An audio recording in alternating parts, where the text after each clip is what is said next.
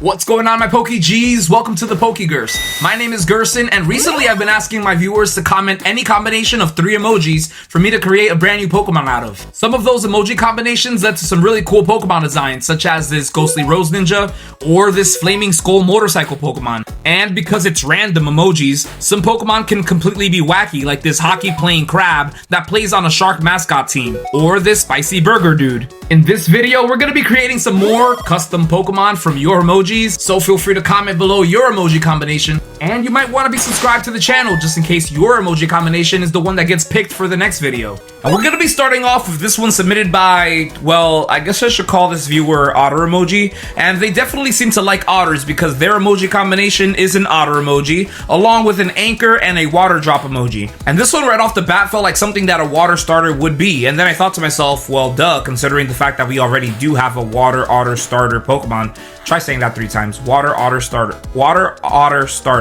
Pokemon within the Oshawott line. Either way, the added anchor element will definitely make this have a completely different vibe from Cinemar.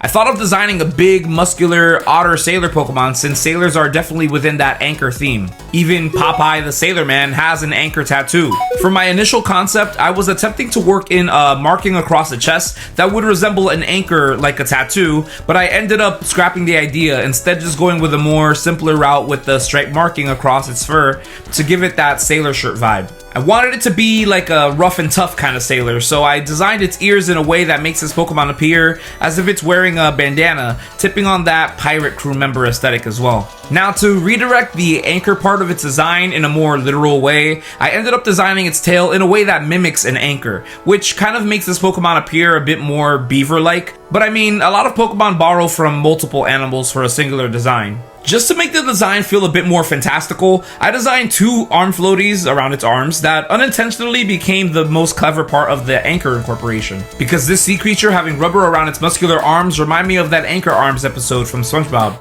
I was a wimp before Anchor Arms. Now I'm a jerk and everybody loves me. Which I think matches the exact personality that I picture on this Pokemon. For a finishing touch, I added in some metal arm fins that were meant to look like the end tips of an anchor, but then I realized how this Pokemon could literally look like an anchor itself when it's diving into the water. I tend to allow my viewers to come up with the name suggestions, as you all seem to be so much better than I could ever be at that, so comment one below if you have one. I love the cockiness that oozes out of this Pokemon, and it could literally be like an alternative version of Oshawott's Evolutions line, or it could be a standalone Pokemon. I imagine it having maybe one stage before it.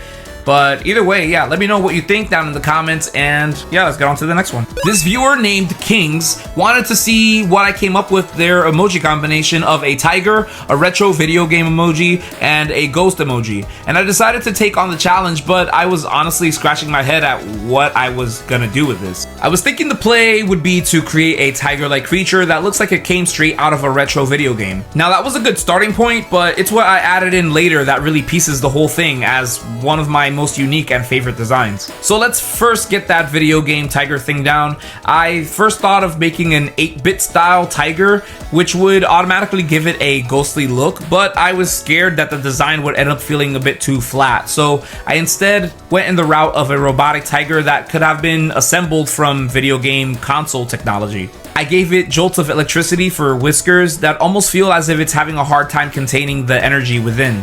I figured it'd make sense that a ghostly Pokemon could have found its home in this robotic tiger, but what really made the whole concept come together was an empty space on the Robo-Tiger's chest area that I had the wild idea of turning into a screen that would reveal the pixel-style cat ghost game creature that is the actual Pokemon inhabiting this tech tiger. Maybe this creature could have been a corrupted glitch that took on a life of its own and wanted to escape the game. What's really going to make this design pop is the neon colors that I added in later to really give it that retro video game aesthetic. Here's the complete design in electric and ghost type that you can feel free to give name suggestions for in the comments if you have one. The colors really make this Pokemon stand out from anything I've designed or seen in the Pokemon world. Perhaps this could fall in line with the other future paradox kind of Pokemon, but I could also see it being something that could exist within the present Pokemon universe, alongside other Pokemon that exist due to human technological advancements. Let me know what you think about this design, and let me know if you caught on to the Pixel Ghost being a Meowth. Moonman3440 commented a ghost, a shark, and an ice cube emoji.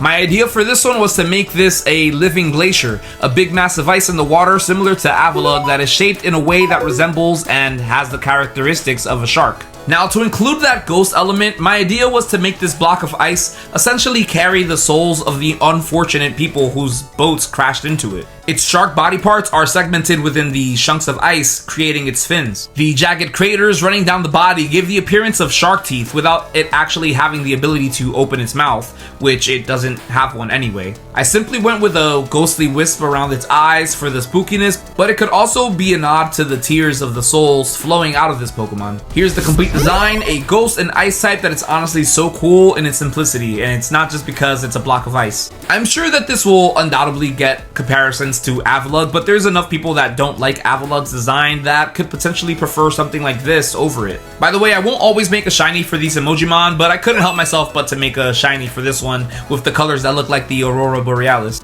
Comment a name suggestion if you got one for this design, and I feel like I've made a lot of ghost Pokemon recently, so let's try not to comment any more ghost emojis so we can let those ghosts rest in peace for a little bit. Really quick, just taking a moment to kindly ask that if you enjoyed this video so far, let YouTube know by clicking on that like button. And we are on our goal to 5,000 subscribers. Nah, scratch that. Let's aim for 10,000 because you gotta aim high. We're on our goal to 10,000 subscribers and I'm gonna need your help to get there. And again, it really would be the best way for you to know if your Emojimon gets created in the next video. We also have a series on this channel known as Pokemon Kanto Reimagined, where I'm currently redesigning, or should I say, reimagining the original 151 Kanto Pokemon with new updated designs, new lore, and sometimes even new typings. In the next video for that series, I'm going to be taking a completely different approach to both Pikachu and Raichu, with the goal of making Raichu something that you could actually appreciate as a franchise mascot just as much as Pikachu is. Alright, so let's get on to the last emoji combination for this video, which may include some additional bonus Pokemon to go along with it. I don't know, we'll have to find out.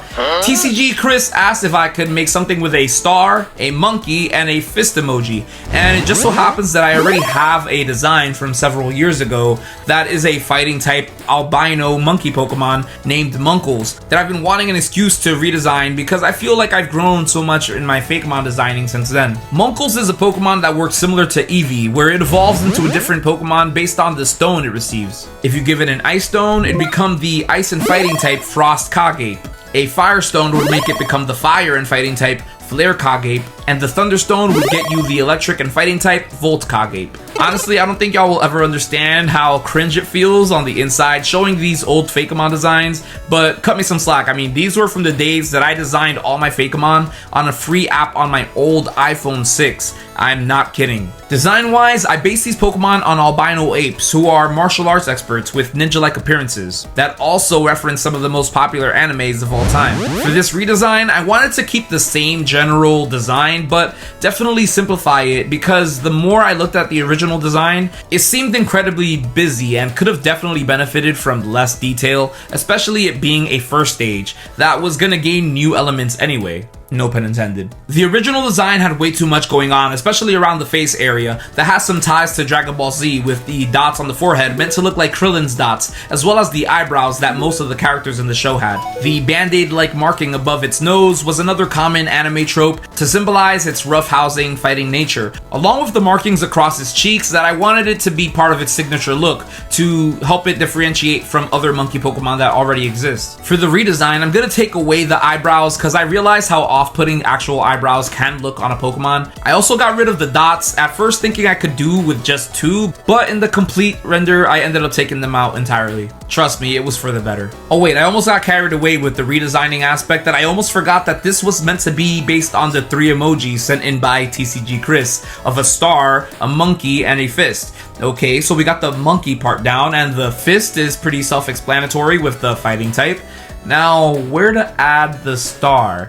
I honestly started this redesign not knowing where the star would come in. hoping that an idea would just pop into my head along the process. Well, I never mentioned how the bun on its head was also meant to resemble one of those big bumps on the heads of characters, usually in animes when they get bonked on the head, leaving a massive lump for a comedic moment. It was a neat detail for the original design, but to add in the star, I thought, what if I got rid of the bump and added some sort of hair in the shape of a star? And I hope that doesn't seem like a cop-out. I promise it's actually purposeful, because the hair in a big star shape brings back the Dragon Ball Z reference that we took away from its original version, with the Dragon Ball characters having crazy big hair just like this. Here is the new render of the fighting type Munkles, which I ultimately ended up changing its orange coloring to more of a brown tannish color, because when I thought about it more, it didn't make too much sense that the first form has orange in its main color when the Fire Evolved form already uses a lot of orange in its color palette. The brown also reminds me of Eevee, since this Pokemon works in a similar way, and it could just be a reference to it roughhousing and playing in the mud a lot. But I really love how much more expressive this updated version is, even having a similar pose to the old one, better of getting across its spunky attitude. And I ended up loving it so much that I just had to do the same for its evolved forms, where I also reworked their designs, and I would show them off now, but maybe I'll just leave it as a teaser for a future video where I redesign. No, you know what? Let's do it now. It's not going to take too much time since the design changes are pretty minimal, just more of an updated art in my current style. Let's start with Frost Kage, since it has the least amount of change. By the way, the evolved forms names come from the word Hokage from Naruto, which was the title of the head ninja / leader of the specific village. The first part of their name referring to their typing, in this case Frost from ice, and combining that with the word ape at the end. Frost Kage. A bit of a mouthful, but I think it's pretty clever, so that's exactly why you should be the one commenting your name suggestions in the comments. Yeah. It didn't change too much, but the posture now makes this better show off the sleekness I was aiming for in the original concept. It looks stoic, yet very fast and precise with its fluid movement. And as an added bonus, I still managed to include the star part of the original emoji combination with the cheek and head fur. Let's get on to Flare Kage, and this one definitely had the most change from its original design, and that's because when I first created the initial version, I wanted to base this one on characters like Azula from Avatar: The Last Airbender. It also had the side hair buns like Mai, or characters like Chun-Li from Street Fighter, which definitely made this design lean in that feminine side, especially with them lashes. Slay. Which, by the way, I absolutely don't mind, but I did want to make it feel a bit more ambiguous so it could lean either way. Here's the new design. I mostly changed its hair bun to a ponytail, still looking like Azula or maybe even Sasuke, with 5 points, like a certain shape that also has 5 points. Pentagon. No, it's a star. Again, I really love this updated version because it's not looking so straight on and manages to keep the confident look of the original.